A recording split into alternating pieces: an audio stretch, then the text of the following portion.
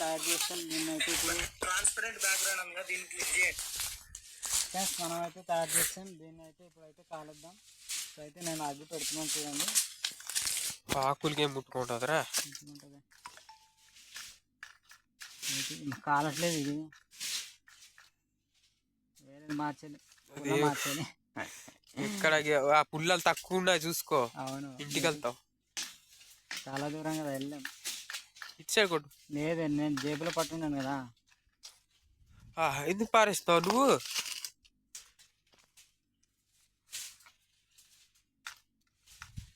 ఈ రోజు ఈడ వెలిగించినట్టే. ఎండ ఎండ ఉంది కదా, ఎండ పెడదాలి. ఒక్క పుల్లతో పెట్టావా?